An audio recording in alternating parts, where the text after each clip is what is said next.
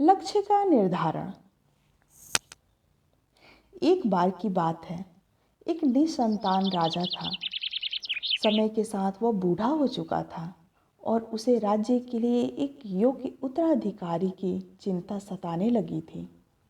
योग्य उत्तराधिकारी की खोज के लिए राजा ने पूरे राज्य में ढिंढोरा पिटवाया कि अमुक दिन शाम को जो मुझसे मिलने आएगा उसे मैं अपने राज्य का एक हिस्सा दूंगा। राजा के इस निर्णय से राज्य के प्रधानमंत्री ने रोष जताते हुए राजा से कहा, महाराज, आपसे मिलने तो बहुत से लोग आएंगे और यदि सभी को उसका भाग देंगे तो राज्य के टुकड़े टुकड़े हो जाएंगे। ऐसा अव्यावहारिक काम न करें। राजा ने प्रधानमंत्री को आश्वस्त करते हुए कहा, प्रधानमंत्री जी, आप चिंता न करें, देखते रहें क्या होता है। निश्चित दिन जब सबको मिलना था, राजमहल के बगीचे में राजा ने एक विशाल मेले का आयोजन किया। मेले में नाच गाने और शराब की महफिल जमी थी। खाने के लिए अनेक स्वादिष्ट पदार्थ थे।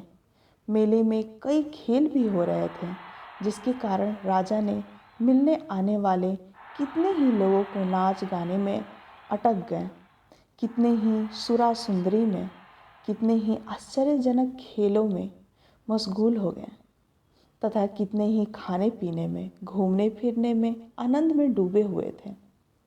इस शाम के समय बीतने लगा, पर इन सभी के बीच एक व्यक्ति ऐसा भी था जिसने किसी चीज़ की तरफ देखा भी नहीं, क्योंकि उसके मन में निश्चित ध्येय था कि उसे राजा से मिलना है। इसलिए वह बगीचा पार करके सीधा राजमहल के दरवाजे पर पहुंच गया। पर वहां खुली तलवार लेकर दो चौकीदार खड़े थे। उन्होंने उसे रोका, पर वह रुकने वाला कहाँ था। उनके रोकने को अनदेखा करके वह चौकीदारों को धक्का मारकर वह दौड़कर राजमहल में चला गया, क्योंकि वह निश्चित समय पर राजा से मिलना चाहता था। अब जैसे ही वह अंदर पहुंचा, राजा उसे सामने ही मिल गए और राजा ने कहा, मेरे राज्य में कोई व्यक्ति तो ऐसा मिला कि किसी प्रलोभन में नहीं फंसा, अपने ध्येय तक पहुंच सका। तुम्हें मैं आधा नहीं पूरा राजपाट दूंगा, तुम ही मेरे उत्तराधिकारी बनोगे। वह व्यक्ति खुश हुआ कि वह जिस लक्ष्य से आया था उसका फल मिल गया।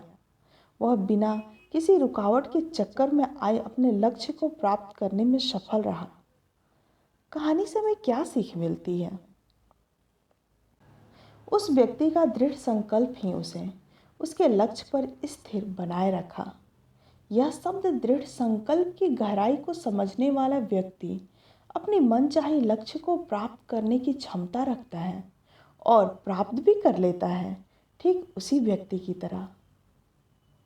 जिंदगी खेलती भी है उसी के साथ जो खिलाड़ी बेहतरीन होता है। दर्द सबकी एक सी है, मगर हौसले सबके अलग अलग हैं। कोई हताश होकर बिखर जाता है तो कोई संघर्ष करके निखर जाता है। आपको बस यह करना है कि अपने लक्ष्य को छोटे छोटे लक्ष्य में बांट दो, जिससे कि उसे प्राप्त करने में आसानी हो